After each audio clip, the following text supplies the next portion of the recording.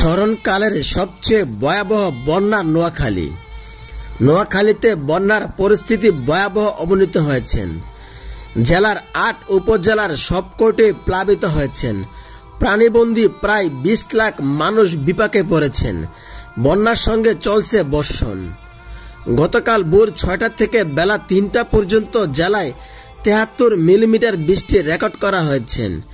ফেনী মুহুরী নদীর পানি প্রবেশ করায় জেলার সেনবাগ, কোম্পানীগঞ্জ ও কবিরহাট উপজেলার আরও নতুন নতুন এলাকা প্লাবিত হয়েছেন।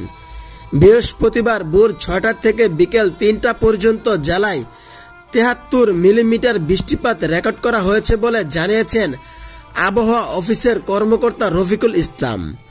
সারাদিন থেমে থেমে হালকা থেকে মাঝারি ধরনের বৃষ্টিপাত হচ্ছে। কখনো কখনো সেটি ঝড়ো বাতাস সহ ভারী বর্ষণে পরিণত হয়। বন্যা কবলিত বিভিন্ন এলাকায় ঘুরে দেখা গেছেন জেলা সদর কবিরহাট, কোম্পানীগঞ্জ, সেনবাগ, বেগমগঞ্জ, সোনাইমুড়ি, চাটখিল, সুবর্ণচর উপজেলা সহ প্রায় ৯০ ভাগ মানুষ পানিবন্দী। বাড়িঘর ৩ থেকে ৫ ফিট পানিতে তলে আছে। নিচু এলাকায় ঘরে চাল পর্যন্ত পানি। বসতঘর পানি প্রবেশ করায় বুধবার রাত পর্যন্ত অনেকে খাটের উপর অবস্থান করেন। তবে বৃহস্পতিবার সকাল থেকে তারা কাছের আশ্রয় কেন্দ্র, বিভিন্ন শিক্ষা প্রতিষ্ঠানে আশ্রয় নিয়েছেন।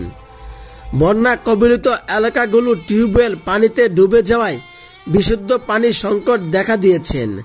খাবার সংকটে রয়েছেন বেশিরভাগ মানুষ। পানি ঢুকে পড়েছে জেলার শহর মাইজুদ্দির বিভিন্ন সরকারি সদর দপ্তরে। নষ্ট হয়ে গেছে প্রয়োজনীয় অনেক কাগজপত্র। জেলার প্রধান সড়ক সহ প্রায় ৮০ ভাগ সড়ক কয়েক ফুট পানিতে নিমজ্জিত। বন্যার পানি ঢুকে পড়ায় বেশিরভাগ ব্যবসা প্রতিষ্ঠান বন্ধ। সড়কগুলোতে যান চলাচল অনেকটাই কম।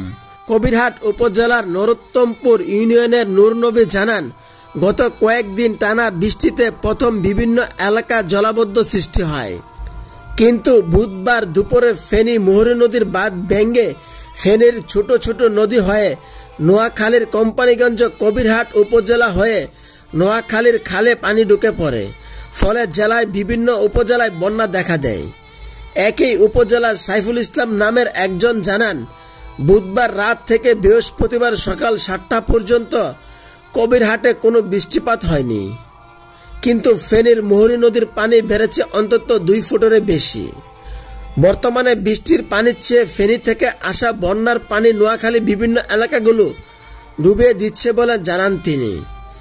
কোম্পানীগঞ্জ উপজেলার মুসাপুর ইউনিয়নের নূর উদ্দিন জানান, বন্যার পানিতে গত মঙ্গলবার তার একটি মুরগির খামার প্রায় ১০ লাখ টাকার মুরগি মারা গেছেন।